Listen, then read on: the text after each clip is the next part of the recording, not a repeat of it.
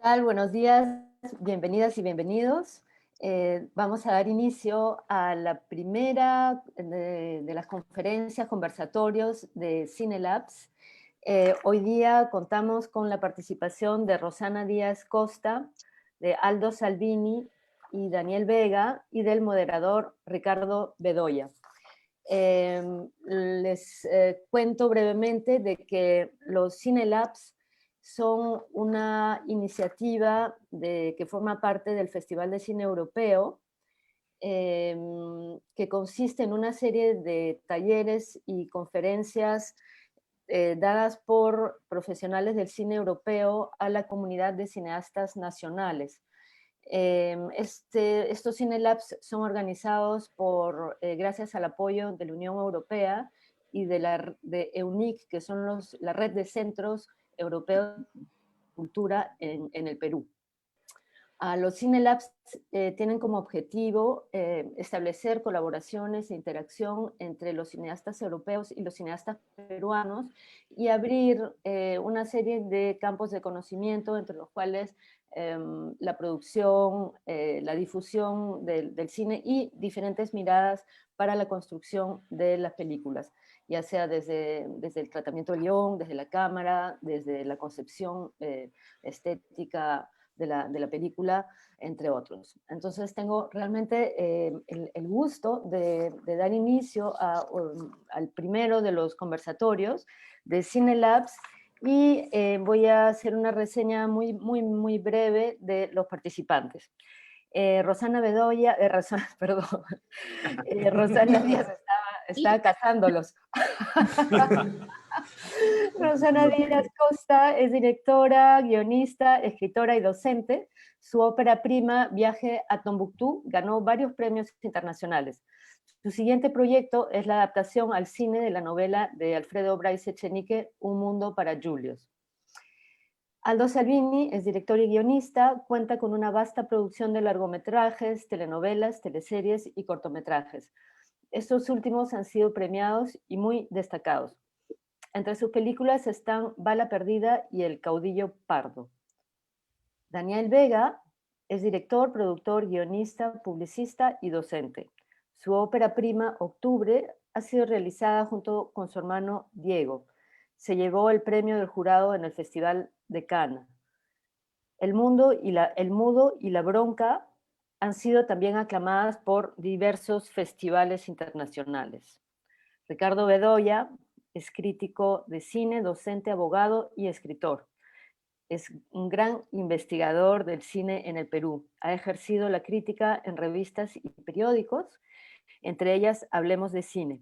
Además, ha publicado muchos libros sobre el tema. Actualmente es el conductor del programa de televisión El placer de los ojos. Y con esto le doy la palabra a Ricardo Bedoya para iniciar el conversatorio. Adelante, Ricardo. Gracias. Buenos días. Gracias, Janine. Y por supuesto agradezco a CineLabs por haberme invitado a moderar esta sesión. Una sesión complicada porque los conceptos que maneja, que son los géneros cinematográficos y los estilos visuales, son temas amplísimos, ¿no? Los géneros cinematográficos ya de por sí, ¿no?, tienen una complejidad para definirlo, ¿no? ¿Cómo definir un género cinematográfico? Porque en realidad es una red de ¿qué? Una red de formas narrativas, de imágenes típicas, de personajes delineados de determinada manera, de atmósferas, de situaciones, en fin. El género cinematográfico cada género cinematográfico es un mundo muy particular. Reconocemos, por ejemplo, basta con una imagen, de pronto, vemos un espacio determinado y decimos, eso es un western, ¿no es cierto? O vemos un movimiento de cámara en unos pasillos, más bien en sombras, y decimos, esa es una película de terror. O vemos una pareja en un paisaje iluminado de determinada manera y podemos decir, ese es un melodrama. En fin, el género a veces puede rozar el estereotipo, pero en realidad es un concepto muy complejo y no se puede descartarlo así nomás. ¿no? El género cinematográfico en realidad nace como una forma de comunicación inmediata con el espectador, como un puente que se tiende a los espectadores para que puedan entrar con cierta familiaridad a un mundo de ficción determinado. Y los géneros nacen allá a comienzos del cine, a fines del siglo XIX y comienzos del XX, cuando Charles Pathé en Francia, ese productor en Francia, se da cuenta que los públicos no son iguales, que no hay públicos homogéneos, que son públicos heterogéneos. Y lo que le gusta a un niño de 8 años no le gusta a un hombre de 50, ni a una mujer de 25, ni... No. Es decir, el público es totalmente distinto, ¿no? Y entonces comienzan a trabajar ficciones determinadas para determinado tipo de público, recogiendo además la herencia que venía de la literatura y del teatro. Y es así que se construyen los géneros. Y por otro lado está el concepto de estilo visual, que es otra cosa. Eso ya supone un manejo ¿de qué? De rasgos que son perfectamente personales, individuales, que no se pueden intercambiar. Digamos, es un modo de ejercer lo que es el lenguaje del cine y de personalizar. Y que puede partir de ideas muy originales o puede partir de determinados elementos que nos emparentan con el género, ¿no? Nos emparentan con el género. Entonces, esos conceptos son los que vamos a hablar. ¿Cómo se relaciona una cosa con la otra y qué sé yo? Muy bien. Los tres participantes van a tener 5 minutos para desarrollar sus ideas, ¿no? Entonces hacemos una primera vuelta, luego yo formulo unas preguntas, ustedes, los participantes, tienen otros 5 minutos para responder, y luego pasamos a conversar con el público, ¿no? Yo voy a mencionarles algunas preguntas que se estén haciendo en ese momento. Entonces, empecemos con el turno que vamos a seguir. El turno comienza Rosana, sigue Aldo Salvini y termina Daniel Vega. Comencemos con Rosana. Bueno, muy buenos días a todos y todas, y muchas gracias también por la invitación a este conversatorio. Que bueno, yo quería un poco empezar un poco más atrás, ¿no? Lo que ha mencionado Ricardo, ¿no? Que como lo mencionaba al inicio del cine, ¿no? Pero los géneros, digamos, es algo que está desde el inicio de los tiempos, en realidad, ¿no? De los griegos está esta idea de que un público vaya a ver un espectáculo, ¿no? Como lo era, digamos, mucho antes de empezar el cine, y que de alguna manera la gente estuviera preparada a ver este espectáculo con cierto ánimo, ¿no? O sea, ya así, de la época de los griegos, Aristóteles había hablado de que habían, digamos, estas obras, digamos, que tenían como cargas negativas o positivas, ¿no? Al final, ¿no? Entonces, eso hacía de que hubiera, digamos, una tragedia, digamos, o digamos, algo que es más con finales afortunados, ¿no? Entonces, ya desde ahí, digamos, está, digamos, el inicio del concepto de género, y que esto llega hasta la fecha, ¿no? Y bueno, por supuesto, bueno, atraviesa todo lo que es literatura, teatro, etcétera, etcétera. No sé, pues si nos vamos a la época así, no sé, pues de Shakespeare, la gente sabía que iba a haber, no sé, pues la tragedia de Hamlet, ¿no? Entonces, la gente se preparaba, ¿no? Para ir a ver una tragedia, ¿no? Así como se preparaba de repente para una comedia también de Shakespeare, ¿no? Entonces, es como que en realidad los géneros, digamos, tiene que ver, ¿no? Con unos patrones, digamos, narrativos, ¿no? De la historia que estás contando, y también con la recepción del público, ¿no? Que de alguna manera siempre se ha preparado para algo que tiene cierto ánimo y que a ti te va a causar, digamos, una emoción que también te da cierto ánimo, ¿no? Entonces, justamente esto cuando llega al cine, efectivamente, ¿no? O sea, la gente, hay gente que, digamos, no le gusta ir a llorar al cine, hay gente que sí, hay gente que le gusta ir a reírse, en fin. Entonces, claro, a partir de aquí empiezan a crearse, digamos, todos estos géneros, ¿no? Que ayudan, digamos, a que el público de alguna manera identifique, ¿no? Un tipo de película y además identifique sus tipos favoritos de películas, ¿no? Porque no, hay gente que no le gustan ciertos géneros, pero le gustan otros, ¿no? Entonces, esto sobre todo en la etapa clásica se desarrolló y digamos, fue la época, ¿no? Justamente de los géneros en el cine, ¿no? Pero claro, yo siempre he pensado que en realidad los géneros, o sea, nunca han sido del todo puros, ¿no? O sea, porque de alguna manera, no sé, pues una película de cine negro, ¿no? Sí, claro, era claramente una película de cine negro con unas características determinadas, ¿no? En las que por supuesto también está atravesado por el estilo de cada director, ¿no? Pero de alguna manera siempre se atravesaban otros géneros dentro de ese género puro, ¿no? Entonces como que siempre ha habido, digamos, un cruce, ¿no? Digamos, de géneros dentro del género grande, por decirlo, ¿no? A mí me gusta mucho esta teoría de Norman Friedman, ¿no? Que él habla de tramas, ¿no? O sea, aparte de los géneros, existen tipos de tramas, ¿no? Entonces, él ubica un poco esto, ¿no? De trama de la desilusión, trama de la redención, trama de la madurez, ¿no? Entonces, claro, eso, digamos, unido a toda esta teoría de géneros, digamos, ahí uno cuando engarza estos dos tipos de teoría, por decirlo, para entender el cine, de alguna manera, todas las películas tienen como, pues de repente tienen dos tipos de tramas, y puede ser que, digamos, pertenezcan a un género y a un subgénero, y después, y también por ahí está el otro género, entonces es como que en realidad se puede ubicar como varios tipos de películas dentro de una sola película, a pesar de que una, digamos, hay un como el género grande, que es con el que venden finalmente esta película, ¿no? Entonces yo creo que incluso en la época del cine de género, así claramente, había, digamos, este tipo de tramas que se cruzan, digamos, en ese gran género, ¿no? Y bueno, lo que hay a partir de la etapa moderna del cine, digamos, es esta confluencia ya de homenajes, ¿no? Al género, ¿no? A distintos tipos de género. Yo no sé, pues uno ve una película como, que sé, Sin Aliento de Godard, ¿no? Y hay un homenaje al cine negro, ¿no? Pero no es una película de cine negro, ¿no? Yo qué sé, uno ve pues Chungking Express de Wong Kar-wai, ¿no? Y de repente también hay un homenaje al cine negro, pero no es una película de cine negro, ¿no? Entonces son unas películas ya más autorales, más de nuestros tiempos, ¿no? En las que a veces uno dice, no tienen género, ¿no? Son la película de Godard, la película digamos, de Wong Kar-wai, ¿no? Pero sí tienen tramas, ¿no? Sí tienen tipos de tramas, ¿no? Entonces, esto es algo interesante, ¿no? Digamos, a analizar, ¿no? Digamos, el hecho de poner una película, analizarla por dónde va, es fascinante, digamos, ver, digamos, cómo puede, digamos, uno puede hacer un esquema, ¿no? Digamos, de todo el tipo de tramas y todos los géneros o subgéneros, digamos, que pueden atravesar, digamos, una película, ¿no? Y bueno, en realidad toda esta historia de los géneros va de la mano también de, digamos, de los tiempos, ¿no? Porque finalmente, por ejemplo, un claro ejemplo es, por ejemplo, western, ¿no? El western, tal como se fue concebido en un inicio, cuando digamos, estaba la etapa clásica, ¿no?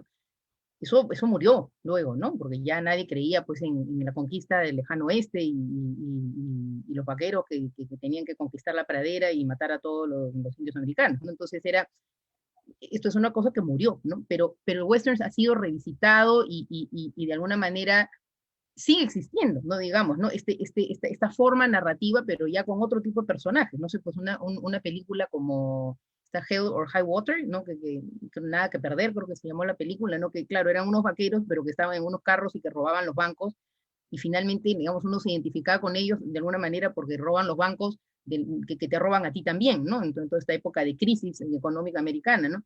Pero era un western, ¿no? Era un western de nuestros tiempos, ¿no? Entonces yo creo que los géneros tienen, digamos, para el buen director, el buen guionista, ¿no? Tienen digamos, ir con los tiempos, ¿no? Ir con las problemáticas del presente y nuestros tiempos, ¿no? Para que sean vigentes, ¿no? Para que de alguna manera puedan llegar, digamos, al público, ¿no? Entonces, claro, eso es, digamos, a nivel de una teoría, ¿no? Y ahora, cuando uno hace una película, yo creo que, claro, no es que uno esté pensando realmente, ¿no? En qué género, etcétera, ¿no? Pero uno a la hora de buscar referencias cinematográficas, uno es de ahí donde va descubriendo de qué tipo de película quieres hacer, de alguna manera, ¿no? Entonces, a pesar de que a veces uno no ubica exactamente de repente, inmediatamente el género, uno puede ver que las referencias que uno tiene tienden a un tipo de película, y uno de alguna manera va a hacer de ese tipo de película, ¿no? Y la gente de alguna manera luego la asocia a otras, digamos, de ese tipo, ¿no? Entonces, eso es un poco lo que yo quería como comentar, ¿no? Para iniciar el diálogo, ¿no? Que me parece interesante, digamos, que se hable siempre de esto, ¿no? De una mezcla de género, no más que de un género puro permanentemente, ¿no? Muchas gracias, Rosana. ¿Aldo?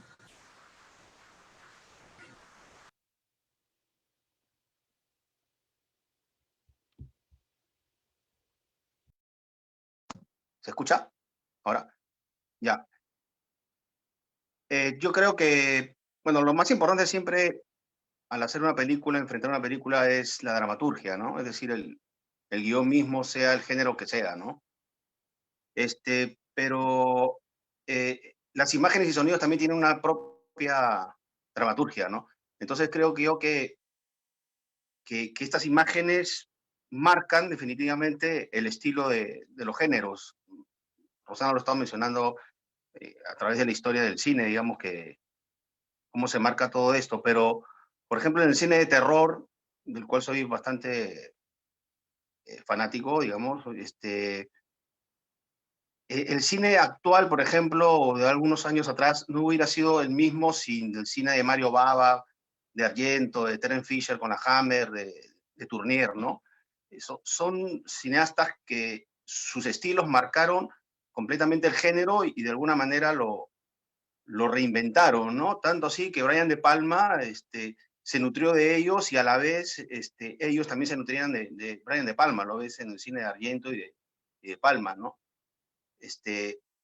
Creo que, que el estilo sí marca definitivamente un género, ¿no?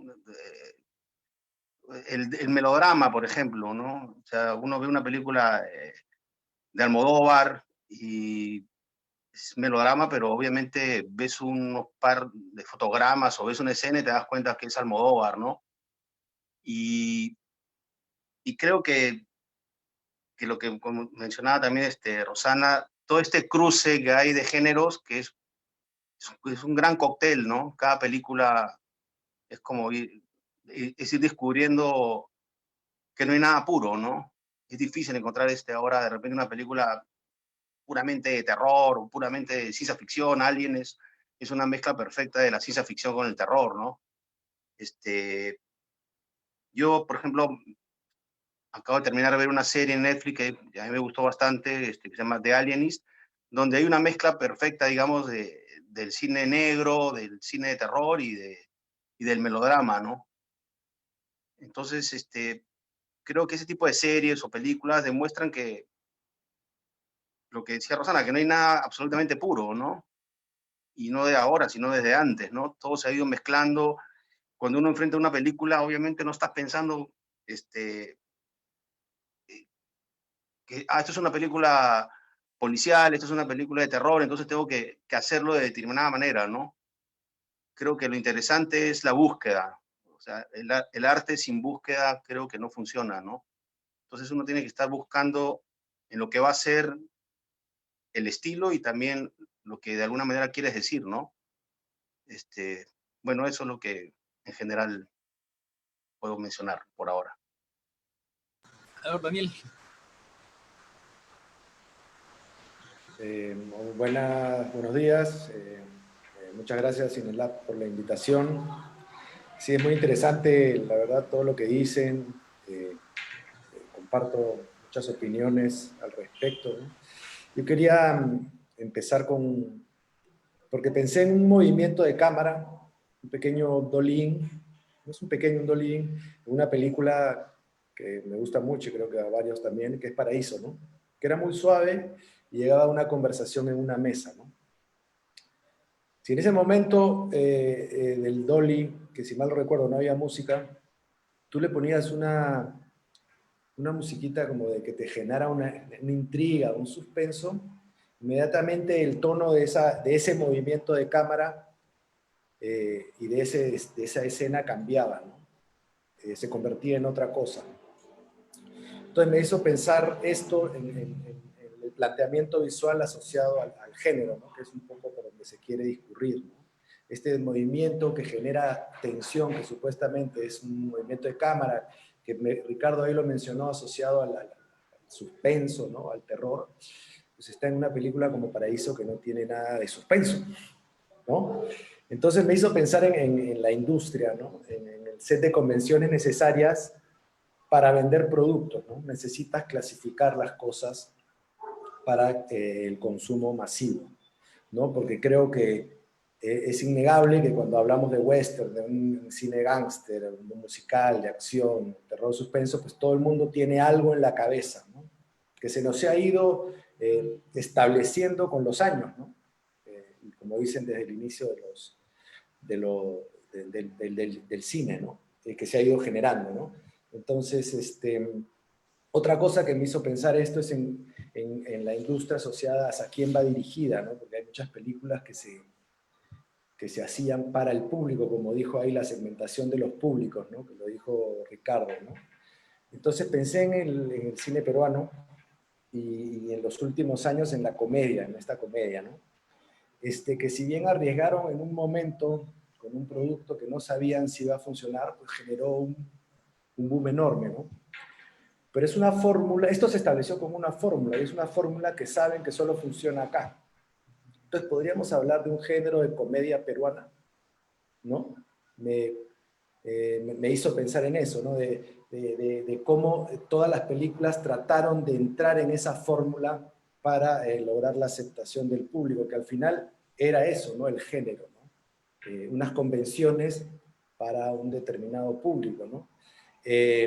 Como anécdota, en una de las películas de encargo que me dijeron, esto sin ningún sentido de peyorativo ni nada, me dijeron que yo me preocupaba mucho por contar la historia, ¿no? Como una situación de defecto, un defecto, ¿no? Que era como el chiste era lo importante, como que habían entendido que el chiste era lo que atraía al público, ¿no? Cuando para mí eso no es el cine, ¿no? Entonces, entonces, eso también me hizo pensar en la sociedad y en lo que necesita el público en ciertos momentos concretos, ¿no? Creo que en algún lado leí acerca del surgimiento del cine después de ciertos periodos, por ejemplo, la Segunda Guerra Mundial, el cine en Italia, en Alemania, sin ser un perito en la historia del cine, ¿no? O después de la crisis del 29, el cine de gángsters, ¿no? Y todo esto como introducción para hablar de cómo enfrento yo, o cómo enfrentamos, porque somos mi hermano y yo, en nuestras películas, ¿no? Honestamente, hablando de las tres, en ningún momento pensamos en el género, pero sí pensábamos en el tono, y yo no sé si el tono está asociado al género, ¿no? Que me parece lo más importante de una película, el tono. ¿De qué tono es tu película? El tono es algo ambiguo y es algo, no es ambiguo, es difícil de definir, ¿no? Pero todos cuando hablamos de tono cinematográfico inmediatamente lo entendemos, ¿no? Así para Octubre o para El Mudo, para La Bronca, nunca pensamos en el género, excepto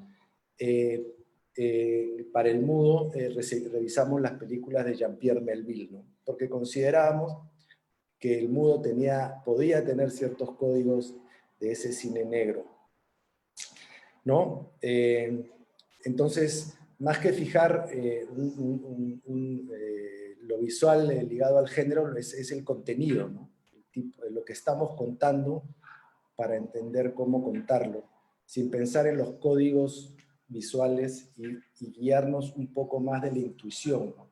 Lo que nos inspiraba a nosotros estas películas, ¿no? Y para terminar, quiero contar, es una pequeña anécdota, casi teoría, que yo la llamo la teoría del huevo de Clemente. Es en octubre, al inicio de la película, el hombre llega ahí y agarra un huevo duro y con un tenedor trata de aplastarlo. Y el que ha tratado de hacer eso sabe que el huevo sale volando para todos lados, ¿no? Esa pequeña escena que está desde el guión, a nosotros nos causaba mucha gracia, ¿no? Y es un pequeño código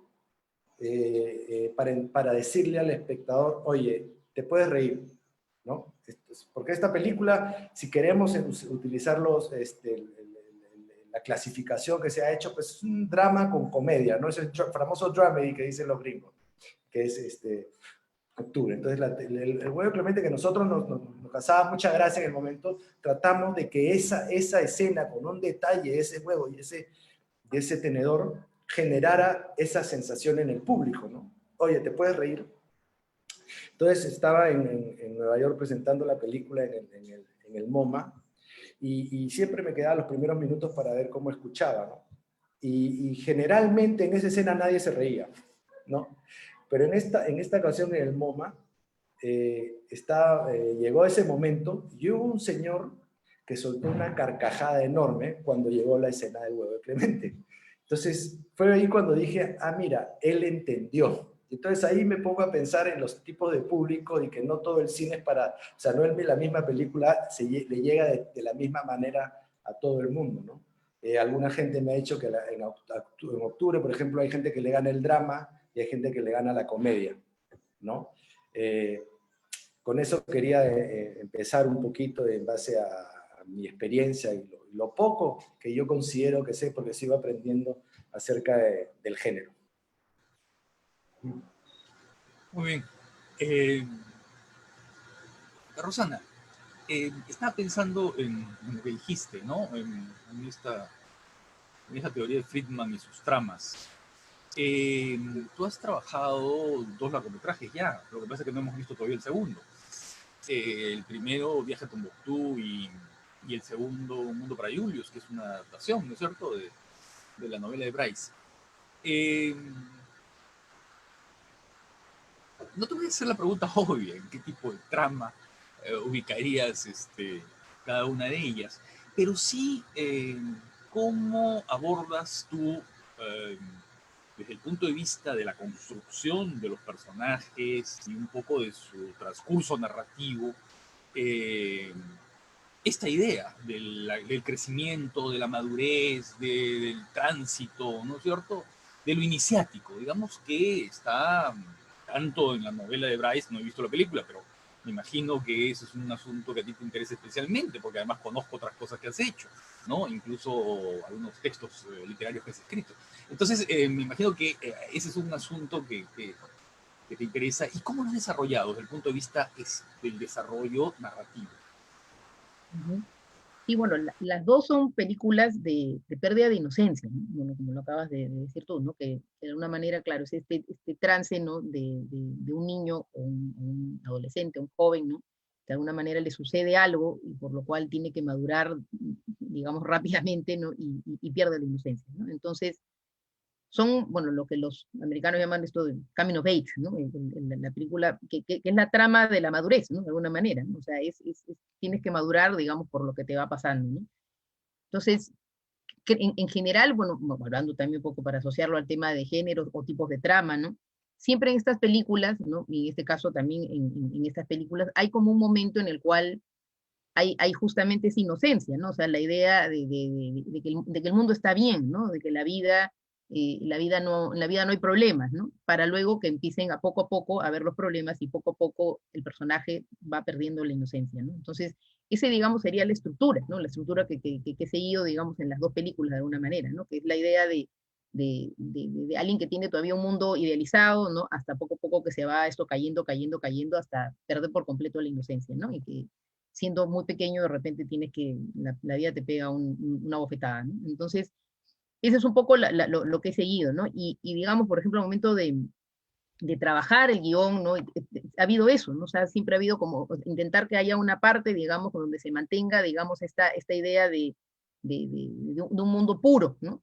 No tocado todavía por todas las maldades del mundo, ¿no? Y para que luego venga el momento en el cual entra, digamos, la maldad del mundo o las injusticias, o como quiera uno llamarlo, ¿no? Y el niño tiene que dejar de ser niño, digamos, por obligación, básicamente, ¿no?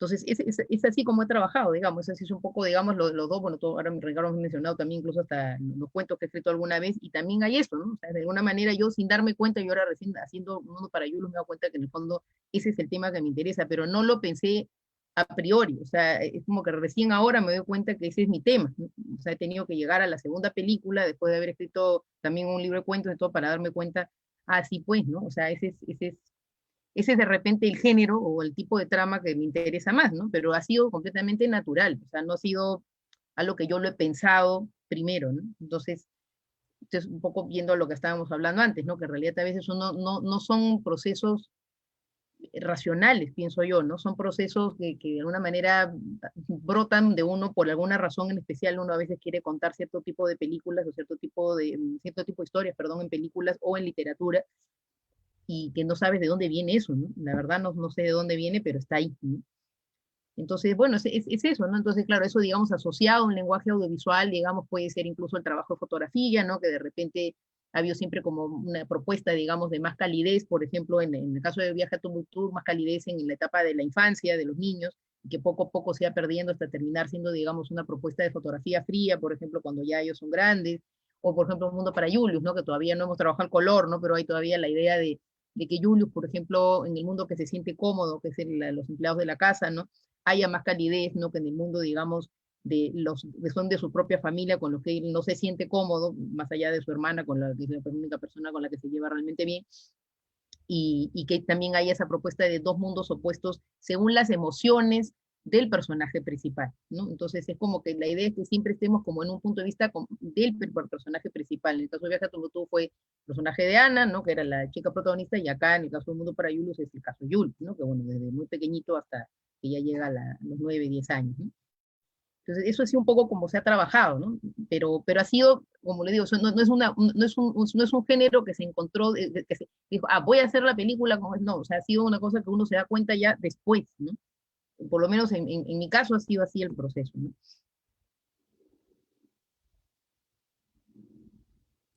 A partir de lo que tú dijiste, ¿no? A partir de lo que dijiste, hablaste de la importancia del terror, un poco en la influencia que tiene en tu trabajo. Estaba pensando en una película que no es ni Bala Perdida, que no es El Caballo Pardo, no son Django, no. Es un corto que es La misma carne, la misma sangre. Que creo que es un buen ejemplo de la hibridez, ¿no? Ese mestizaje que hay cuando uno habla de los géneros, ¿no? Porque tú ese corto lo puedes ver de muchas maneras, ¿no? Lo puedes ver como una especie de fantasía expresionista, ¿no? Esas paredes que cambian de colores, ¿no? Esos fondos que cambian de colores. Lo puedes ver como una parábola religiosa, ¿no? Porque hay algo en el final del corto que no sé, que tiene un aire religioso.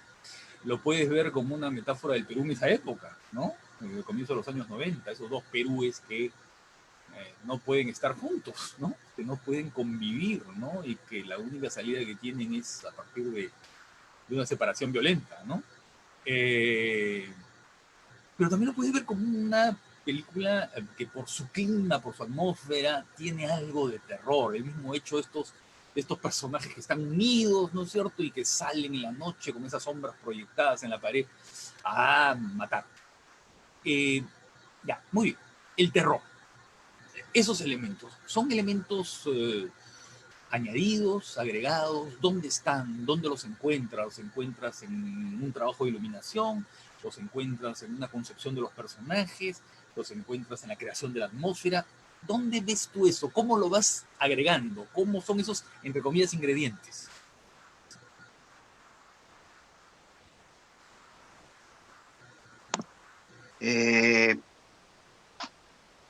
Sí, es complicado porque en verdad creo que todo nace de una manera más que conceptual, en mi caso, por impulso, ¿no?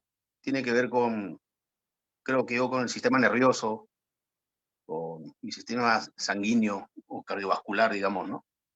Que no quiere decir que la parte racional no exista, porque sí, obviamente, en el momento que tú escribes el guión, estás haciendo un trabajo intelectual, ¿no?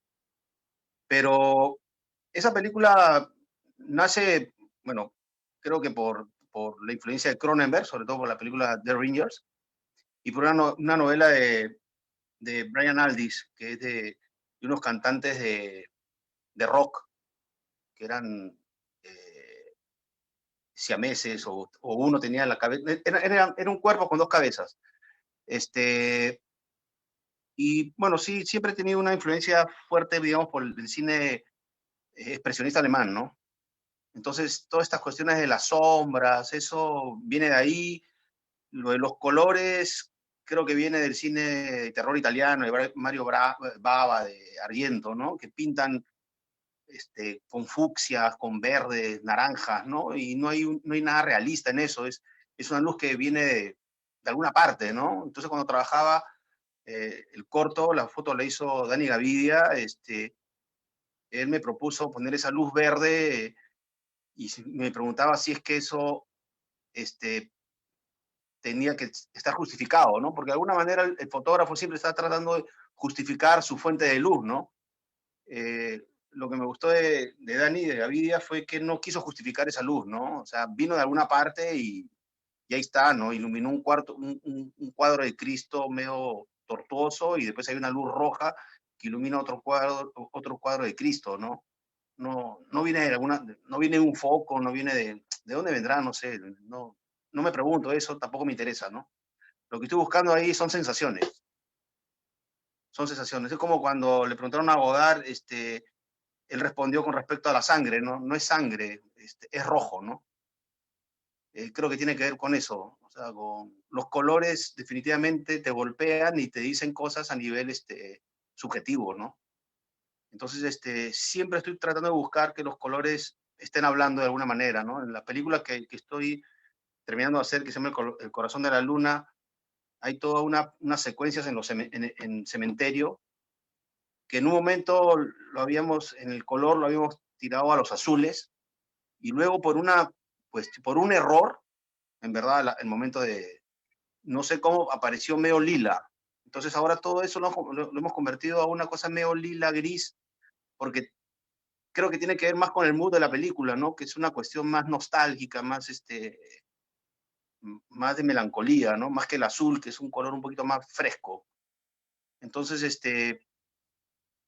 nace de esa manera, nace más impulsivamente y de alguna manera te atacan, pues, tus demonios cinematográficos, que son las influencias que uno pueda tener con respecto a la hora que abordas un tema, ¿no? Una película, ¿no? O sea, más o menos es así, ¿no? Desde el guión sí estoy marcando más o menos los colores o el trabajo de los personajes y la atmósfera, ¿no? Sí trato de buscar siempre atmósferas en imágenes y sonoras también, ¿no? Creo que el sonido o sea, no puedo desvincularlo de la imagen, ¿no? No.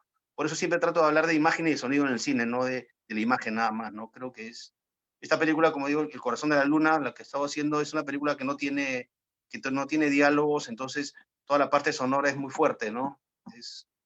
Tiene que hablar mucho con respecto a lo que el personaje no está diciendo, ¿no? Porque no hay palabras, entonces el sonido de la ciudad, porque es en Lima, trata de contar un poco también lo que esta mujer está sintiendo, ¿no? He hablado de una película, de un cortometraje que es un poco antiguo. Dime, ¿se puede ver? ¿Se puede ver? ¿Está en YouTube? Porque para que las personas que no lo conozcan puedan verlo, ¿no?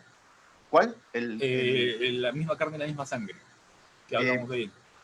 Creo que sí, la verdad no sé, la verdad que soy bien irresponsable con mi trabajo, no sé dónde he estado.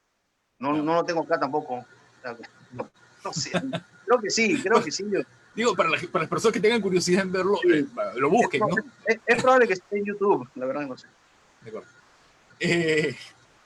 A ver, Daniel, yo te quería preguntar, a ver, te voy a decir una cosa que puede ser un poco forzada, ¿no? Un poco forzada y que puede ser una impresión que yo tuve al ver la película.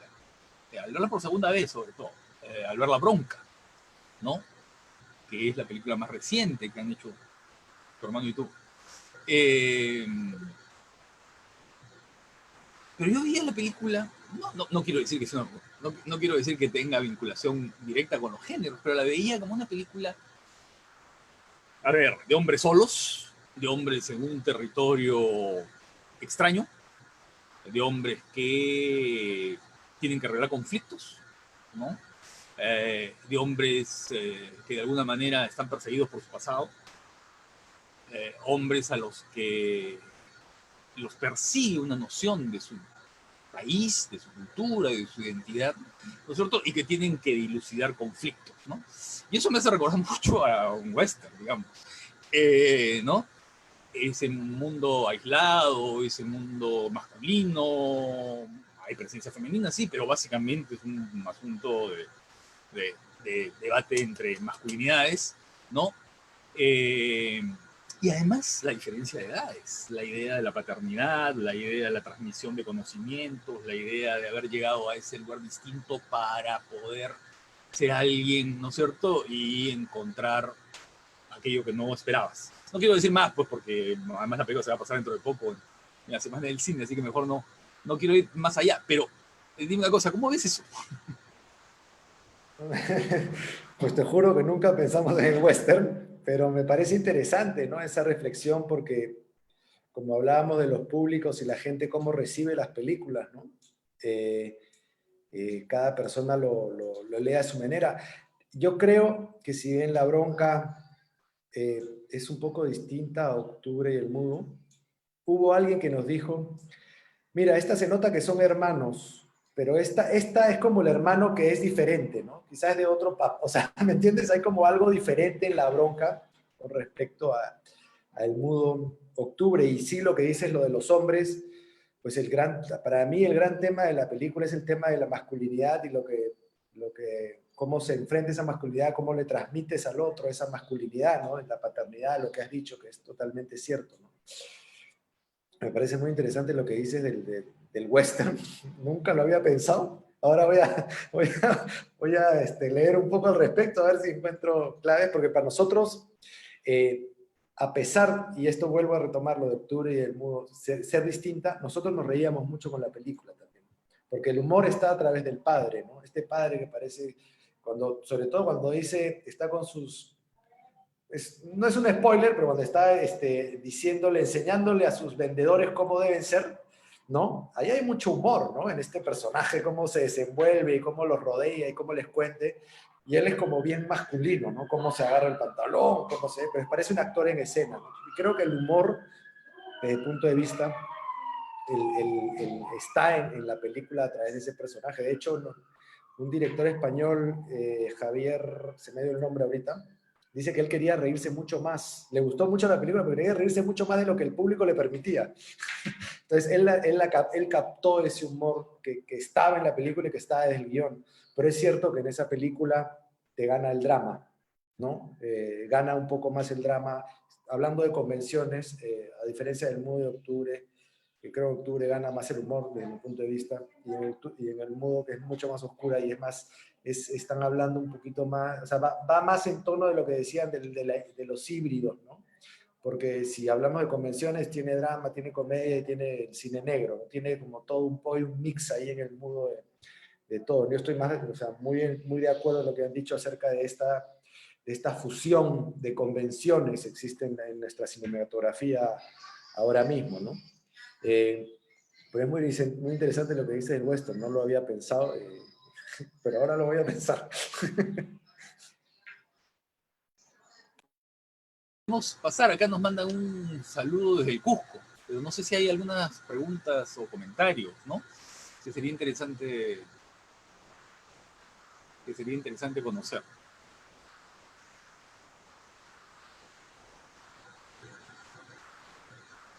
A ver, bueno, sigamos conversando mientras que, mientras que esperamos a ver, Rosana, ¿cuándo vamos a poder ver tu película? ¿En qué estado está?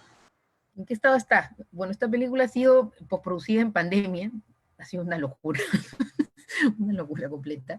Y llevamos desde que el inicio de la cuarentena hasta la fecha, bueno, con Eric Williams, el editor, bueno, hemos estado trabajando de manera remota, ha sido complicado, ha sido difícil, ¿no? Porque, claro, normalmente uno trabaja pues con el editor, en donde está el editor, ¿no? En realidad, ¿no? Entonces ha sido bien difícil, pero bueno, finalmente se ha conseguido, tenemos ya un corte final de la película, y está recién por empezar todo el proceso de postproducción en Argentina. Y bueno, entonces ahí habrá que trabajar también de manera remota, ¿no? Todo se está haciendo de manera remota, ¿no? No es nada fácil, ¿no? En realidad, ¿no? Porque todo esto de estar haciendo las cosas así como estamos ahorita por Zoom, ¿no? Te llega a agotar, ¿no? De otra manera, ¿no? Porque al final hay cosas que no llegan del todo a comunicarse 100% bien, ¿no? Pero igual, o sea, cuesta como el doble todo, ¿no? Al final, ¿no? Pero bueno, se va a hacer, ¿no?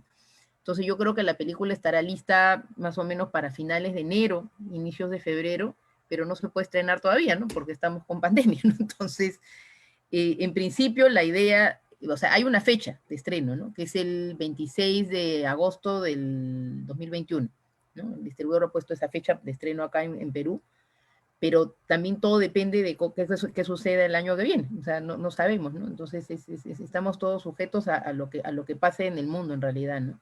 Pero bueno, hemos aprendido un proceso de postproducción que nadie se lo imaginó, ¿no? O sea, todo el mundo pensó, esto no se va a poder hacer, se queda tirada la película, pero al final, o sea, tuvimos como un mes y medio en los cuales realmente no sabemos bien cómo hacerlo, pero al final se pudo trabajar, ¿no? O sea, se pudo trabajar de esta manera, ¿no?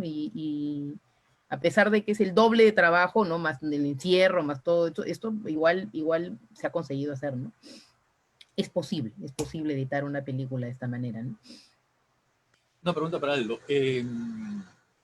Hablas de que tu próxima película no tiene diálogos, Sí. ¿no? ¿Puedes explicar un poquito cómo va eso o en qué mundo se desarrolla? Es una película, yo la vinculo un poco con con el Gran Viaje del Capitán Neptuno. Es más, cuando hacía la película veía a Aide Cáceres, que era protagonista, y parecía la mamá de Aristóteles Picho haciendo de Capitán Neptuno, ¿no? Es la historia de una mujer, de una anciana abandonada por la ciudad, digamos, y tiene un recorrido mental por Lima, digamos, y encuentra una hormiga y empieza a criar la hormiga y empieza a cuidar. Entonces toda la película tiene que ver con sus fantasmas, con demonios que se le presentan. Hay un robot tipo Ultraman que también se le presenta. Y no hay diálogos. Es una película que desde que pensé hacerla, dije, no quiero que haya ninguna palabra, ni tampoco palabras escritas. Entonces ahora están borrando todos los carteles que hay de Lima o de los micros. Estoy tratando de quitar todo ese tipo de cosas. Y claro, no hay ninguna expresión, las expresiones sonoras son de la vieja así que dice ay, ¿no? Pero no hay nada de... Quería hacer una película en el que el sonido, como dije antes, sea protagonista, ¿no? El sonido y la música, que le ha hecho Karin Salinsky de nuevo. Estoy con los mismos problemas que ha mencionado Rosana. Es una película que, a pesar de que ya se filmó hace 2 años y ya estaba editada cuando comenzó la pandemia, nos agarró en plena colorización y todo el trabajo de sonido que se está haciendo en Chile lo tengo que también escuchar así por remoto. Y el color es un problema porque lo tengo que ver en mi celular o en el televisor, y eso no es la manera de colorizar una película, ¿no? Ni de ver los efectos que se están haciendo, ¿no? Entonces, es complicado porque ni siquiera puedes ir a una sala de cine para ver los avances porque no hay salas de cine que te vayan a abrir para que tú veas tu película, ¿no? Entonces, sí, en verdad, todo el tema del color es muy complicado para poder hacerlo en una situación así. Esta película ya debería estar terminada y posiblemente debería haberse estrenado comienzos del 21. Yo quiero estrenar para el 22 porque cuando se abran las salas de cine va a haber una cola de películas que vas a tener que competir con Duna, con Batman y con una serie de películas que te van a agarrar todas las salas de cine, ¿no? A pesar de que esta es una película pequeña y que la idea no es que tengamos una gran cantidad de copias, ¿no? La idea es una cosa mucho más pequeña, pero igual yo quisiera estrenar para el 22, no para el próximo año, ¿no? Pero tengo que terminarla, como ganó DAFO el año pasado, lo que es postproducción, tenemos que terminarla y poder entregar una copia. Es complicado esto de la pandemia, ha venido a joder. Acá hay una pregunta. ¿Quién está haciendo el diseño de sonido? Está trabajando mucho los ruidos, me imagino, en esta película. Bueno, yo ya he trabajado en Chile con Filmo, en Django, tanto el color como el sonido, entonces conozco a Mauricio López, que es el que se está encargando de eso, y el trabajo es como lo que estamos haciendo ahora, por Zoom o por WhatsApp, y mandarle como una especie de guión sonoro, digamos, pero dándole la libertad que él también aporte en todo esto de acá, ¿no? O sea, obviamente uno trabaja con aliados que lo que hacen es potenciar tu idea, ¿no? Es un poco el trabajo que haces con el fotógrafo, con el director de arte, con el sonidista y con la gente de postproducción también, ¿no? Entonces, es complicado porque no es un sonido que está acompañando a los diálogos y no, es un sonido que va muy, muy de la mano con la fotografía, digamos, con la imagen, ¿no? Y la música también la música ya se grabó, ya está grabada, ya está ahí mezclada todo, y también es parte muy importante de la película. En general, trato de que las músicas en las películas que he hecho, sean cortos o largos, suenen y se escuchen y la gente la reconozca. Hay gente que le gusta más bien que la música sea silenciosa, entre comillas, digamos, ¿no? Que simplemente esté acompañando. Yo quiero que comente. Cuando voy al cine, una de las primeras cosas que me fijo es la música y quién hizo la música, ¿no? Estoy esperando el final de los créditos para ver el músico, ¿no? Acá hay una pregunta para todos, porque es una pregunta colectiva. Dice, siento que el cine peruano relevante, ¿no? Entre paréntesis pone, perdón si discrimino, tiene una gran responsabilidad frente al excesivo espacio que tiene el cine que no aporta a la construcción de un país consumidor de contenidos más ricos artística y socialmente. ¿Asumen ustedes algo de esto? ¿Cómo masificar el cine que ustedes tres hacen? ¿Cómo masificar? Sí, a ver, yo, no sé, lo que entiendo es un poco como lo que nos está diciendo en esta pregunta es que el cine peruano que se está haciendo tiene una responsabilidad, ¿no es cierto?, frente al gran espacio de un cine, digamos, deleznable, ¿no? De un cine que no aporta a la construcción de un país que consuma contenidos más ricos y artísticos y socialmente. En consecuencia, ¿qué responsabilidad tienen ustedes respecto a esto? ¿Y cómo masificar el cine que ustedes hacen? Esa es un poco la pregunta, a ver, no sé. Un poco complicada. A ver, Rosana, sí.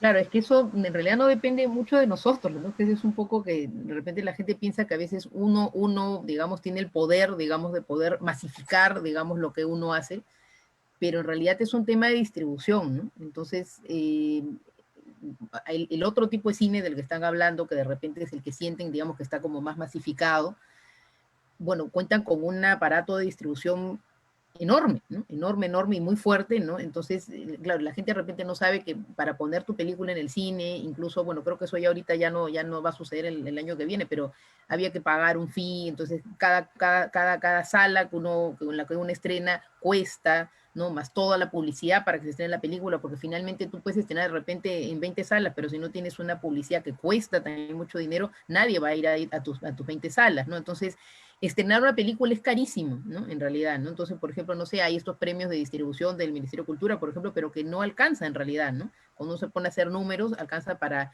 yo qué sé, 4 vallas de la calle y poder pagar a la gente que trabaje de repente, no sé, de controladores de salas. En el caso que tú estés estrenando, yo he tenido una experiencia, por ejemplo, que puedo contar un poco lo que pasó, por ejemplo, con Viaje a Tombuctú, ¿no? Yo no tenía distribuidor para Viaje a Tombuctú, la distribuí yo con mi propia empresa.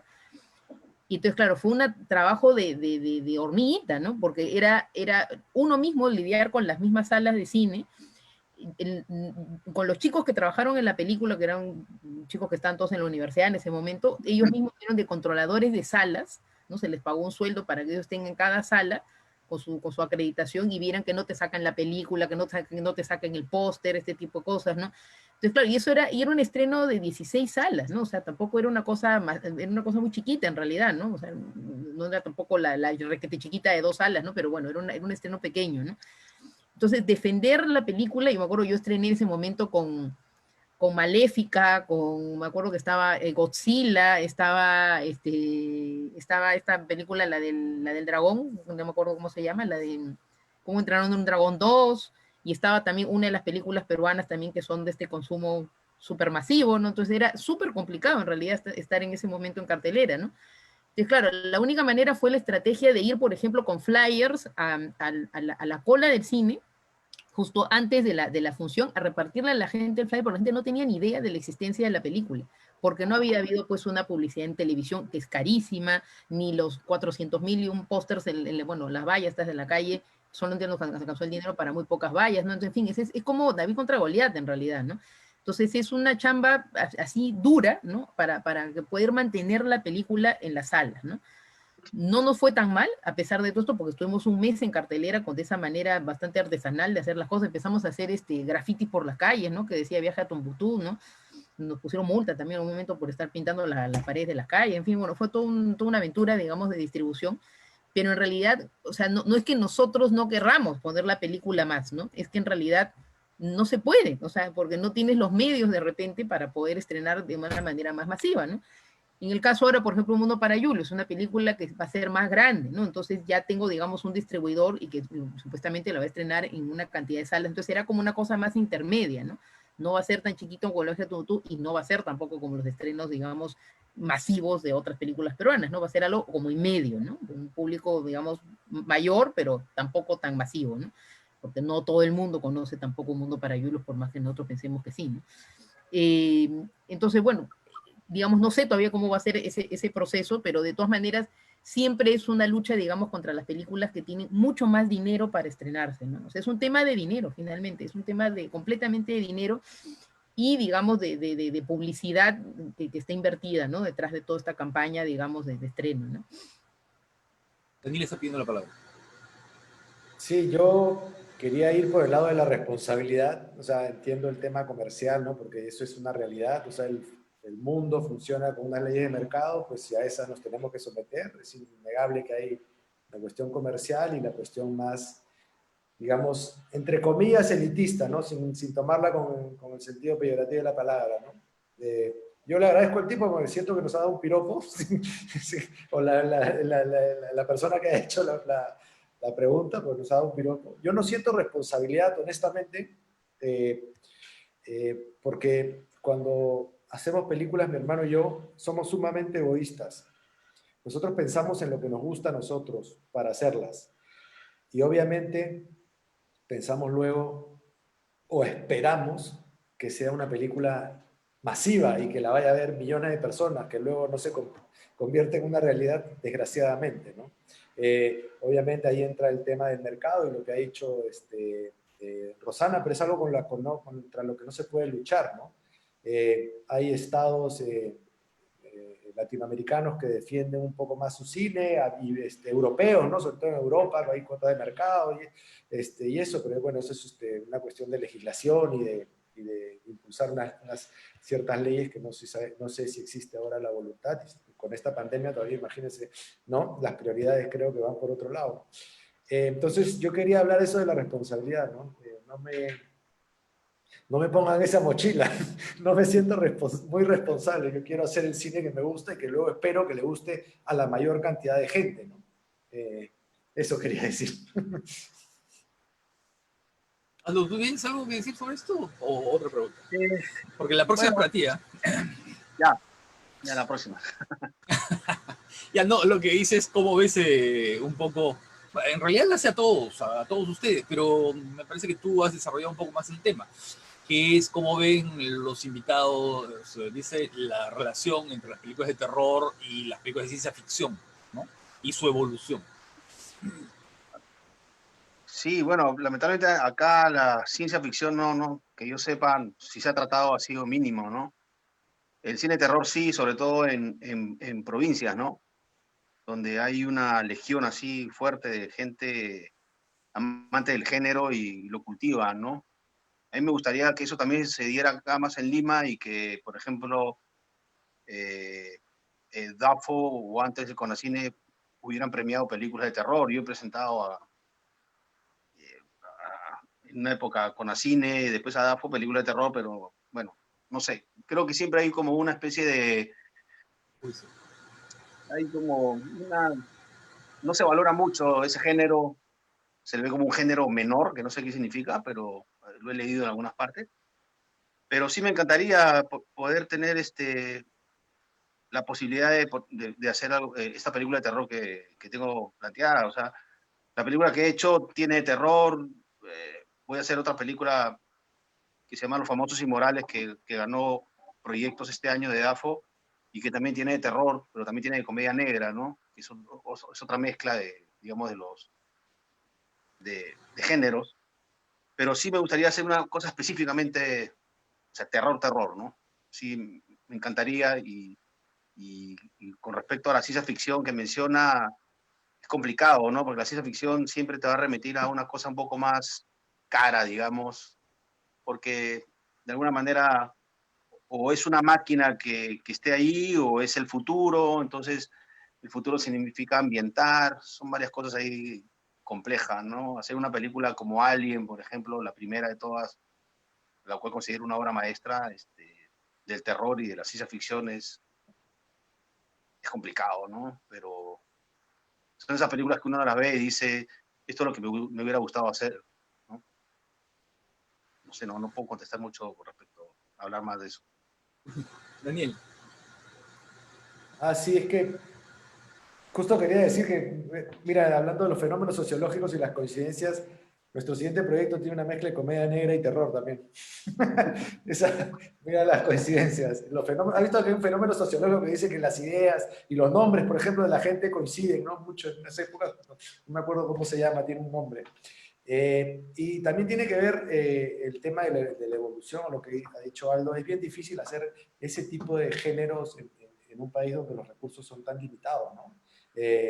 Ciencia ficción, o sea, a mí no se me ocurriría hacer ciencia ficción en Perú, porque no, o sea, ¿qué voy a hacer? ¿No? Salvo que sea algo como muy hecho a propósito, digamos, de cierta manera que implique no tener recursos, pues tendría que ser una idea muy brillante o algo, ¿no? Inclusive el género del terror, me parece un género que es caro, ¿no? O sea, no sé qué película ahora que se haya hecho con recursos ha cumplido las expectativas de todos aquí en Perú. No sé, yo lanzo la pregunta para que me respondan, ¿no?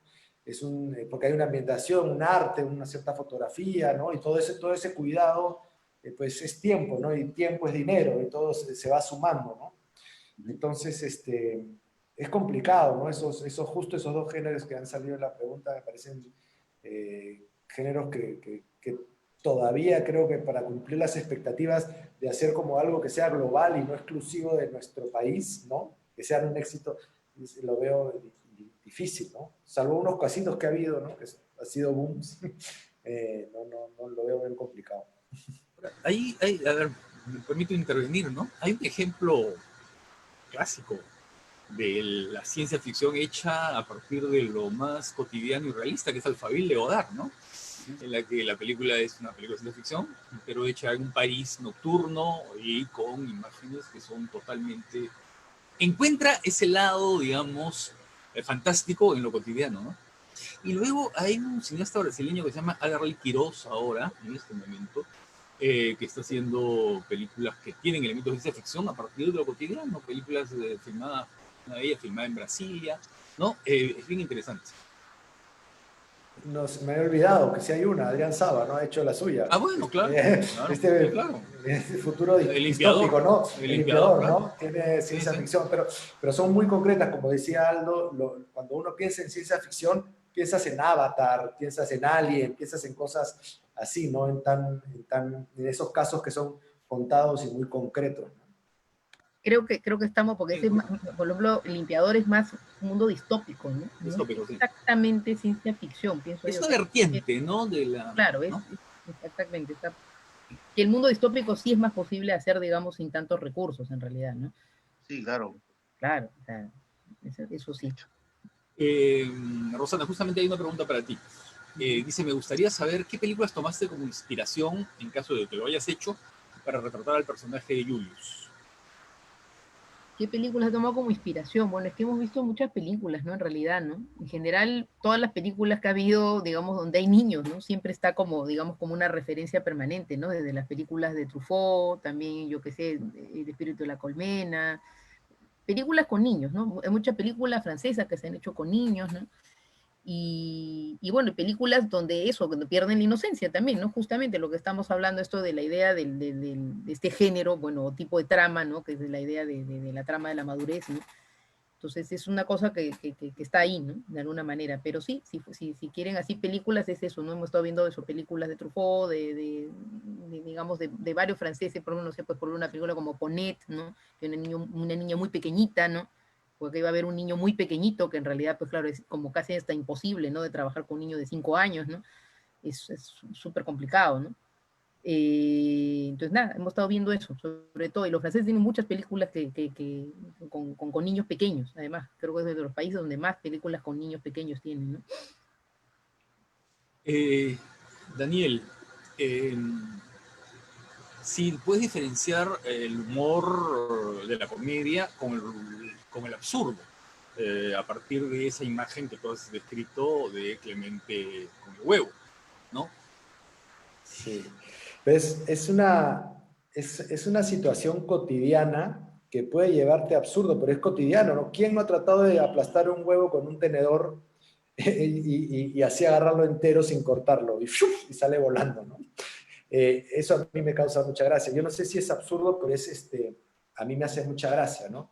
Creo que el absurdo está más presente en, no sé, corrígeme tú, que tú entiendes más de esto en el mudo, ¿no? En la situación, no sé si es absurdas o tan reales que ya llevan a lo absurdo. No, no sé, te sientes tan identificado con este mundo de corrupción que está retratado en el mudo, que ya te lleva a pensar en un absurdo de nuestra realidad, ¿no?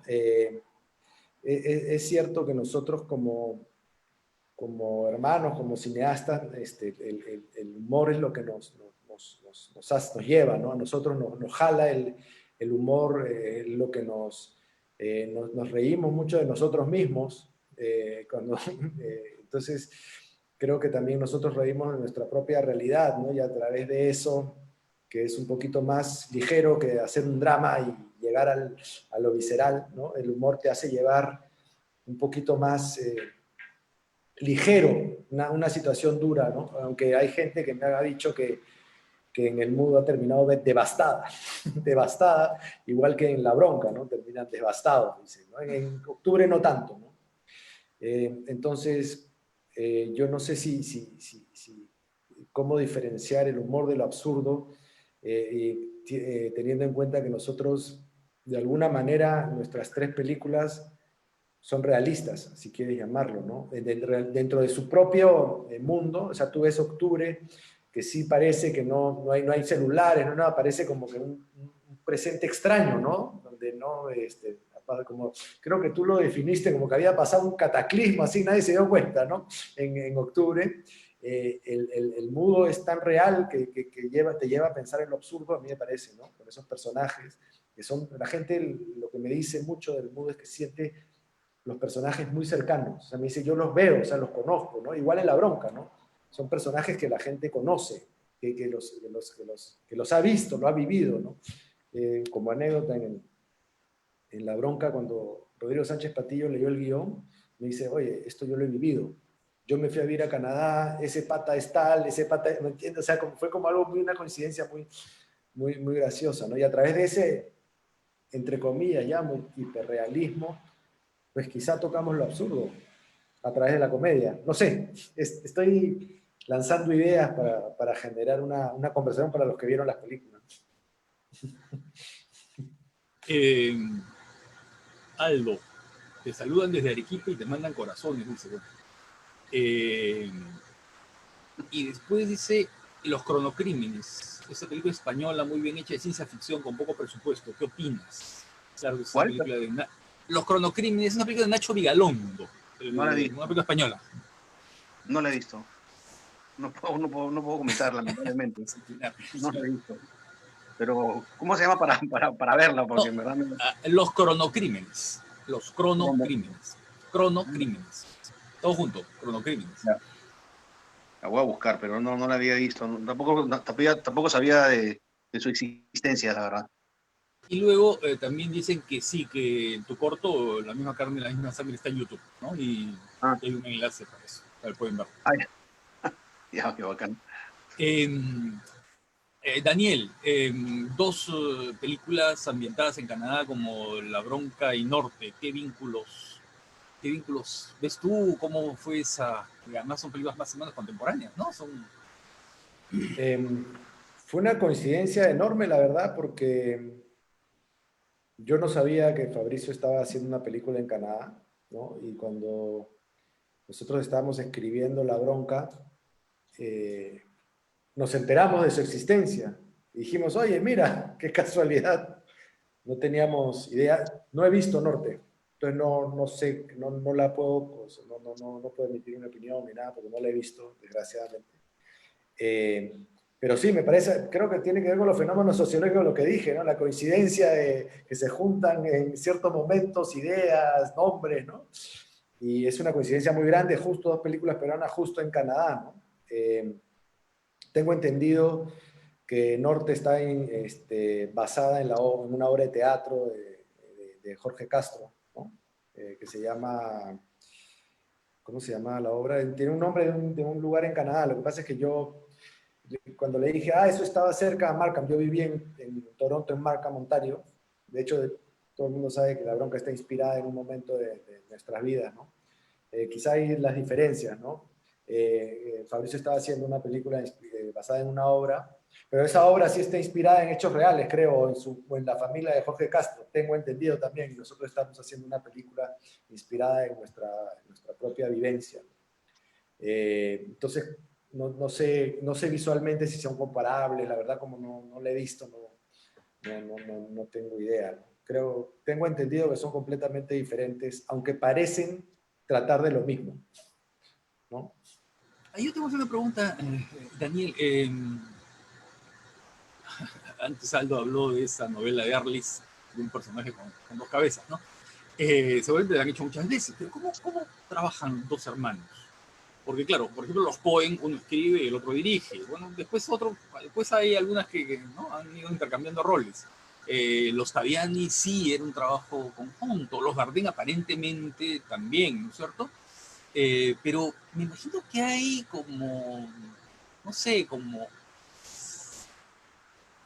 inclinaciones naturales hacia algo, preferencias, ¿no? De pronto uno se siente más cómodo dirigiendo actores, otro escribiendo, otro, no sé, mucho más preocupado por asuntos técnicos, no sé, de lentes o de, no sé, de iluminación. ¿Cómo es eso? Sí, bueno, ha sido algo que ha ido con el tiempo. En octubre creo que nos dividimos más, sí, los roles. Yo estaba más encargado de lo visual y Diego más de los actores, pero luego pues era lógico que conversáramos en el proceso, porque a mí me tira más lo visual que lo otro. O sea, yo también hago más publicidad, estoy más metido en eso, ¿no? Diego, su profesión es guionista, entonces el tema de la escritura, si bien los dos estamos metidos en la creación de las historias, pues Diego tiene más el oficio de escribir, ¿no? De escritor, ¿no? Pero sí hay como fortalezas naturales, ¿no? Diego, como digo, Diego más tiene el perfil más de escritor, yo creo que soy más visual, ¿no? Entonces al final eso como que se complementa muy bien, pero todo lo conversamos, ¿no? Porque Diego puede tener muy buenas ideas y conversamos visualmente, cómo vemos la película, o sea, da la casualidad que siempre las hemos visto iguales también. O sea, me recuerdo una anécdota que creo que lo he dicho una vez en el Mudo, en el rodaje del Mudo, que Fernando Basilio, que es el actor, le comentó a alguien de producción que estaba impresionado cómo los dos hermanos teníamos la misma película en la cabeza, ¿no? Porque le grabamos de manera independiente, ¿no? Y eso me parece un mérito enorme, ¿no? Porque debe ser muy difícil tener la misma cabeza en la misma película en la cabeza, ¿no?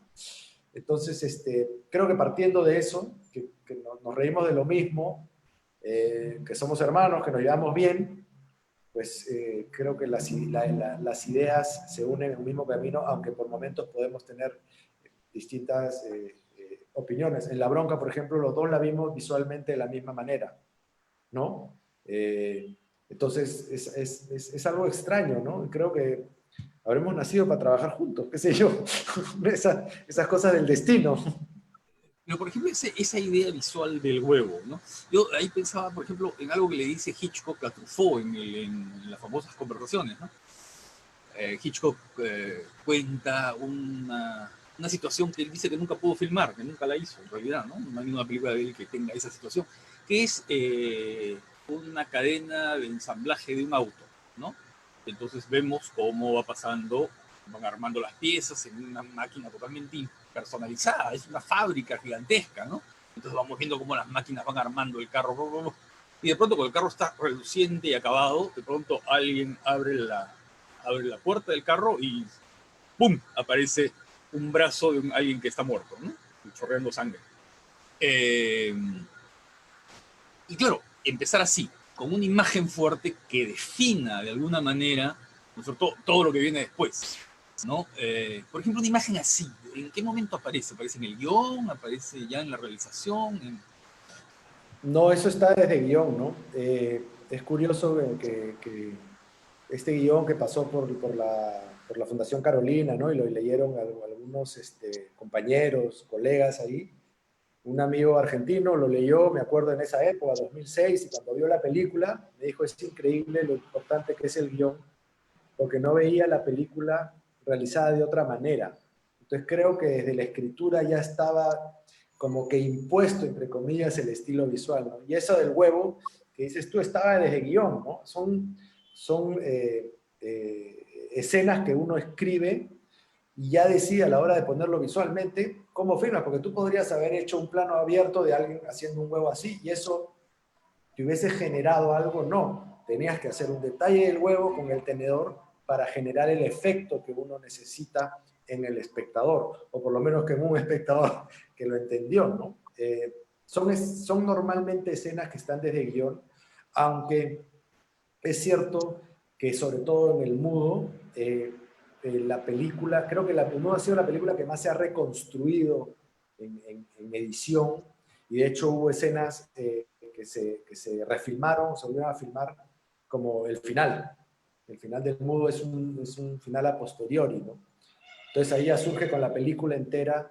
Dijimos, esta escena hay que refilmarla, no nos gustaba, y esa escena que había que refilmar también cambió y se convirtió en lo que ahora es la escena final del mudo, ¿no? Porque era una consecuencia natural, y eso tiene que ver también con procesos de que uno las películas la va descubriendo, y creo que en el mudo la fuimos descubriendo más que ninguna otra, ¿no? Una película que vas entendiendo lo que estabas haciendo. Quizás si lo hubiésemos entendido antes, hubiese sido mejor. No lo sé, ¿no? Has dicho más de una vez el espectador que la entendió, y ahí yo te quiero contradecir un poco.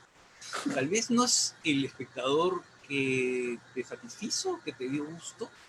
Cada película no es del espectador, de cada uno de los espectadores que la ve. No, definitivamente cada espectador hace su propia película, ¿no? Eso me hace pensar en eso que has dicho creo que es una anécdota de un amigo mexicano que hizo una película que yo vi, y cuando la vi me gustó. Entonces, hablando con él de la película, hablábamos y hablábamos, yo le dije, le empecé a contar la película, ¿no? Y vi esto y lo otro, y el tipo me miraba así con una cara rara, ¿no? Y yo lo miraba así, y me dice, entonces le dije, y ahí entendí, le dije, ¿qué? ¿Esa no es la película que has querido hacer? No, me dijo. La película no trata de eso, me dijo, pero es tu película. Me dijo, esa ya es tu película, y le dijo, sí, mejor le dijo, me voy a quedar con la película que yo entendí, porque la que tú quisiste hacer no me gusta. ¿No? Entonces, tienes razón, ¿no? Las películas ya son de los espectadores. De hecho, hay la teoría de las 5 películas, ¿no? La que imaginas, la que escribes, la que filmas, la que editas y la que se lleva el espectador, y las 5 son diferentes, ¿no? Entonces, definitivamente, las películas ya son de los espectadores en un momento, ¿no? Y Truffaut decía que las películas hay que hacerlas. Decía, no, yo filmo contra el guión y edito contra la filmación, y, ¿no? Es decir, hay esa contradicción permanente. Acá hay una pregunta para todos. Al hacer el guión de una película, ¿descartan algo que ven que no va? O sea, algo que no lo desechan por completo, o lo guardan para hacer una especie de reciclaje para otro guión de otra película. Rosana, ¿guardas cosas? En el caso de mi experiencia, no he guardado. O sea, lo que no, o sea, digamos, lo que no funcionó para Viaje a Tombuctú, digamos, al momento, ¿no? O de repente, en general, digamos, lo que fue el guión final, en caso de las 2 películas que he podido hacer, en realidad casi todo se llevó en realidad al rodaje, ¿no? O sea, no es que se descartaron así secuencias, no, o sea, todo se llevó a rodaje en realidad, ¿no? Y creo que son mundos muy distintos, ¿no? O sea, mi próximo proyecto no es que va a ser algo que se va a desprender de Un Mundo para Yulus, ni algo que se va a desprender de Viaje a Tombuctú, pienso yo, ¿no? No se ha dado ese caso, ¿no? Hasta el momento de guardar algo que quedó, digamos, lo que tengo son guardadas historias, pero otras historias, ¿no? Pero no algo que haya, digamos, como que quedado de lo que ya se hizo, ¿no? ¿Y ha quedado algo guardado de tu experiencia literaria? Sí, ¿Pensada para cine? sí, Sí, o sea, sí tengo, digamos, hay un cuento, por ejemplo, que yo tengo que se llama Actún Andalucía, que ese yo lo llegué a escribir en guión, ¿no? Era un guión pero que al final, cuando se desarrollaba todo en España, cuando yo volví acá a Perú en el 2008, o sea, se quedó, digamos, ahí en un cajón, ¿no? Pero siempre he pensado que ese guión me gustaría poder retomarlo, revisarlo, ¿no? Y que de repente se convierta en una película, ¿no? Podría ser incluso, ¿no? Que fue, digamos, mitad Perú, mitad en España, ¿no? Es una cosa que la tengo en la cabeza por ahí, ¿no? Pero bueno, de repente, cuando acabe todo el proceso Un Mundo para Julius, de repente puede que retome eso, ¿no? Y también en el camino, no sé, pues he leído, por ejemplo, porque o sea, es muy difícil, ¿no? La experiencia de la adaptación me parece mucho más difícil que hacer un guión original, pero no sé, como a mí me gana también el tema de literario, ¿no? O sea, en el camino tengo ahí 2 novelas, por ejemplo, que a mí me han gustado mucho y que me gustaría tal vez en el futuro, digamos, adaptarlas de repente también, ¿no? Y entonces ahí está, ¿no? Digamos, ¿no? Son cosas que están guardaditas, ¿no? Novelas peruanas. Novelas peruanas, ¿sí? Novelas peruanas.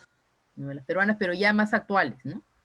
¿No? Que bueno, que me han tocado por diversos temas, ¿no? Por ejemplo, bueno, una novela se desarrolla justamente en los años 90, ¿no? Y toca un tema también de juventud, ¿no? O sea, en el fondo, con lo que hablábamos antes, ¿no? Que de pronto siempre hay esto de gente joven, ¿no? Gente joven o gente que de alguna manera está, digamos, como recién saliendo de la adolescencia, ¿no? O sea, que justamente estas novelas de las que estoy hablando tocan esos temas también, ¿no?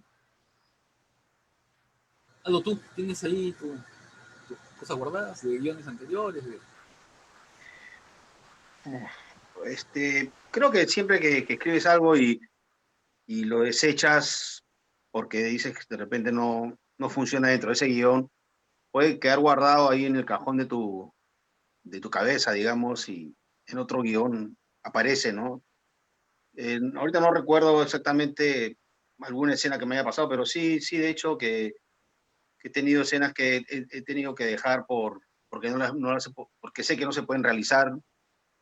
Entonces, la guardas para de repente otro momento que tenga más experiencia o más dinero, lo puedas hacer insertándola en un nuevo guión, un nuevo guión, siempre y cuando encaje, ¿no? Porque de repente no encaja, ¿no? Pero sí trato más o menos de eso. O sea, los guiones también, cuando he escrito, sobre todo esta última película, sí los cambio bastante en el camino, ¿no? Desde el momento que hago el guión técnico hasta que estoy filmando y después editando. Obviamente lo que decía Daniel, las 5 películas que tiene, o sea, es cierto eso, ¿no? Entonces sí, no creo en los guiones de hierro, no creo en eso. Sí creo en un buen guión, sólido, pero que lo puedas trastocar, ¿no? Que pueda mutar hasta el momento en que has terminado de editar, incluso lo que le pasó a Daniel con su amigo mexicano, las personas que lo ven van a ver una cosa diferente de lo que tú has hecho o que tú has pensado, y de repente alguien te va a dar una nueva interpretación de lo que has hecho, ¿no? Es totalmente válido, ¿no? Daniel. Nosotros por costumbre, siempre las escenas que se van eliminando por cualquier razón, reescrituras y estas, las tenemos guardadas ahí. Pero es una costumbre, ¿no? Escenas desechadas, y está ahí un file de Final Draft de escenas desechadas siempre, ¿no? Está ahí. Debe haber uno bien grande de La Bronca, ¿no? Porque La Bronca, nosotros en un momento dado nos tuvimos que decidir si íbamos a filmar o no en noviembre. El productor canadiense me dijo, necesitamos tanto dinero, si no, no podemos hacerlo. Y creo que era menos de la mitad de lo que teníamos, ¿no? Entonces, bueno, ¿dónde está el dinero? ¿Qué hacemos? Entonces Diego y yo decidimos, bueno, hay que atacar el guión. El dinero está acá y acá, ¿ok? Y le quitamos 25 páginas a ese guión para poder filmarlo, ¿no? La Bronca. Definitivamente, no sé si eran 25 páginas que se necesitaban o no, pero se quitaron, ¿no? Están ahí guardadas en algún lugar, porque la película se tuvo que filmar en 15 días, ¿no? Y con los recursos que teníamos, ese fue un rodaje guerrilla literalmente. 15 días sin luces, haciendo creo que más de 10 escenas por día, fue una locura. Pero tuvimos que tomar la decisión de hacerla así, y pues ahí esas escenas desechadas están ahí no en un cajón, sino en un disco duro. A ver si en algún momento, nunca se sabe, oye, ¿te acuerdas esto que escribimos? A ver, tú, y lo traes, nunca se sabe si se pueden servir, hay que guardarlas. Les voy a hacer dos preguntas que van a ser las últimas porque ya estamos con el tiempo. Eh, a todos, porque son preguntas para todos. La primera es si existe alguna ventaja en ser guionista y director a la vez de un proyecto. Y la segunda es si creen que faltan escuelas que especialicen en asuntos, en áreas de realización cinematográfica para poder hacer proyectos un poco más independientes y bajo costo, ¿no? Para que los jóvenes puedan hacer esos proyectos. Entonces vamos en el orden y serían las últimas. Rosana. Ujú. Bueno, se me quedó más lo de la escuela que la primera. La primera La pregunta. primera es ¿qué ventaja tiene ser guionista y realizador a la vez de un proyecto? Bueno, en el caso, la ventaja sería básicamente que tienes como una especie de control, digamos, de la situación desde un primer momento, ¿no? Entonces, digamos, todo esto que te has imaginado y que lo has escrito, finalmente lo puedes llevar a cabo cuando ya diriges la película, ¿no? O sea, porque sé de muchas personas que han escrito guiones y después, no sé, se sienten frustrados de que luego cuando lo dirige otra persona se perdió el sentido del humor de esto, o se perdió lo que querían decir acá, ¿no? Entonces siempre hay como pequeñas frustraciones a veces, ¿no? De algunos guionistas que no ven la película que habían escrito, ¿no? Pero bueno, en este caso, digamos, uno tiene, digamos, como que puedes imaginar varias veces, ¿no? La historia, ¿no? O sea, porque, digamos, en todas las versiones de guión, todo lo que se va descartando, ¿no? Hasta que cuando llegas a la última versión de guión, ya teniendo incluso las locaciones y todo, ¿no? Ya todo definido, ¿no?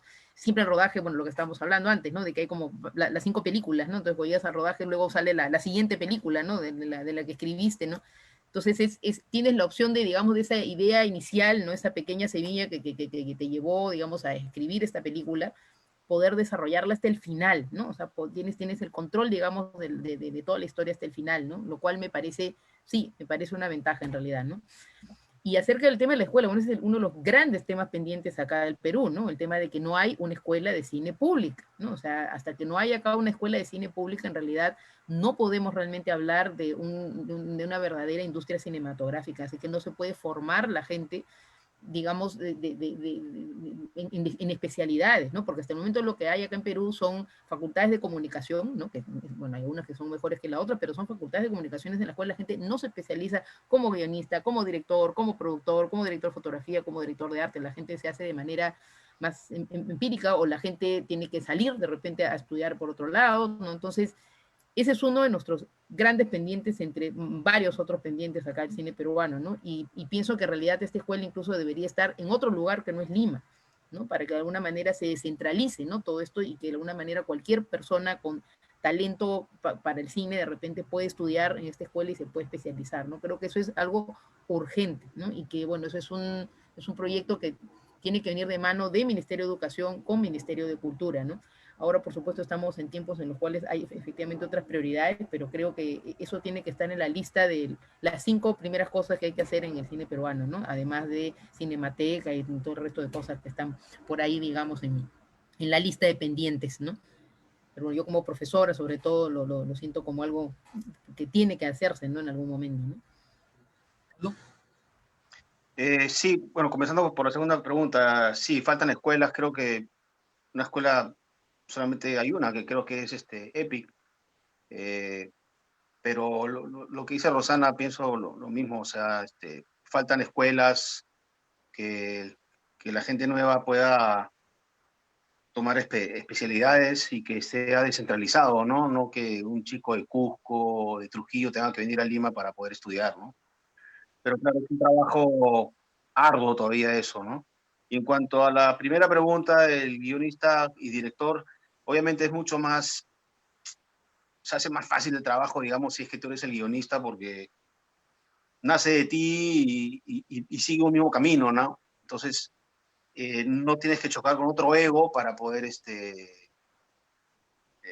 discutir cosas, ¿no? Del guión, pero también me parece interesante poder abordar el guión de otra persona, ¿no? Lo que pasa es que ese guionista tiene que saber que desde el momento que un director agarra su guión, ese guión ya no es suyo, sino es del director, ¿no? Y obviamente se va a sentir frustrado porque de repente las partes de humor no están como él había pensado, porque de repente el humor del director es diferente, ¿no? Entonces, el guionista tiene que estar preparado para eso, ¿no? Eh, pero poder retratar el mundo de otra persona sí me parece interesante, ¿no? O sea, tomarlo, apropiarte de ese mundo y trastocarlo sí me parece que se podría hacer. Lo que pasa es que acá todavía no estamos acostumbrados a trabajar en industria, en el sentido de que uno contrate un guionista y dirija a ese guionista en su trabajo, como cuando tú estás dirigiendo una película, estás dirigiendo al director de fotografía, al director de arte, al sonidista y a los actores, ¿no? En un trabajo con un guionista es lo mismo, ¿no? Es todas las semanas reunirse y dirigir ese guión, y ese guión a la larga va a ser tu mundo, pero con las palabras de otra persona, ¿no? Pero es eso, ¿no? Eso. Daniel. Disculpe, pero la pregunta de las escuelas iba a la realización, creo te entendí, de un cine Dirección de más arte. independiente, más Sí. guerrilla, ¿no? Bueno, así lo formula, ¿no? Dice, si faltan ok. escuelas que permitan la realización de proyectos un poco más independientes y de bajo costo. Claro, creo que más que una escuela no te va a enseñar a hacer cine a bajo costo, esa es una decisión, ¿no? Tenemos ejemplos aquí como Rodrigo Moreno, ¿no? Que es amigo y todo, que hace un presupuesto, o sea, un cine de bajo costo, ¿no? Creo que nadie te va a enseñar a eso, que tú tienes que decidirte a hacer películas de bajo costo, ¿no? Y sobre el tema de la formación, pues creo que siempre que haya más oportunidades para formarse va a ser mejor, aunque en el tema de dirección, hablando concretamente, ¿no? de arte y todo esto, fotografía y esto, creo que es Woody Allen o varios directores que dicen un director o lo tiene o no lo tiene, que las 3 reglas básicas para dirigir las puedes aprender en 3 semanas, pero lo otro nadie te lo va a enseñar, ¿no? Entonces, yo sí estoy un poco de acuerdo en eso, ¿no? No todos nacen para ser directores, no todos nacen para ser músicos, no todos nacen para ser doctores, ¿no? Entonces, creo que eso también hay que tenerlo en cuenta, desde mi punto de vista. Y con lo otro, el tema del guionista y el director, sí, representa una ventaja, pero también, por ejemplo, justo ahora en este proceso que tenemos un tratamiento, justo comentábamos con Diego bueno, que tenemos nuestras ocupaciones y esto, tenemos trabajo por otras cosas, decíamos, oye, qué bacán que a partir de esta idea nuestra, alguien nos saque una primera versión de guión, ¿no? Que también es interesante, ¿no? Una persona que agarra este tratamiento y diga, oye, a ver, y saca una primera versión de guión, y eso te ayuda y te aligera en el proceso y comparte contigo sus ideas, porque yo creo que el cine es colectivo, ¿no? Que si bien es piramidal, en el sentido de que el director toma las decisiones, pues todos aportan en esas decisiones que si bien tú guías, todos aportan con ideas, que algunas son muy buenas, ¿no? Entonces, en un proceso creativo como es la escritura, que como dijo Aldo es el esqueleto fundamental para hacer una película, ¿no? Un mal guión nunca se va a convertir en una buena película. No sé si existen casos. Pues sería interesante que alguien participe. Siempre damos a leer los guiones, ¿no? Y cogemos feedback de gente para construir. Entonces, que alguien entre a escribir en un momento dado, a nosotros no nos molestaría y nos parecería muy interesante, de hecho. Muy bien, muchas gracias. Creo que el tiempo ya se venció. Y le agradezco a todos y agradezco yo por la invitación a moderar esta sesión. Bueno, muchísimas gracias a todos y a Rosana. Realmente ha sido una mesa redonda muy enriquecedora. A mí me resuena mucho lo de la necesidad urgente de crear una escuela nacional de cine. De hecho, en todas las demás disciplinas, en música, en teatro, en danza, existen, y en cine no, ¿no? Y sin embargo es la industria cultural que mayor apoyo tiene del Estado, así que creo que merecería una escuela. A nuestro público, por favor, no se pierdan ni una de las próximas mesas redondas. Pueden mirar la programación de los Cine Labs en la página de Facebook de EUNIC Perú y Alianza Francesa Cultural. hay talleres y algunas masterclasses que son abiertas. No, los talleres son cerrados, perdonen, las masterclasses son abiertas, así que no se pierdan ninguno de estos programas y les digo buen fin de semana y hasta la próxima. Muchísimas gracias.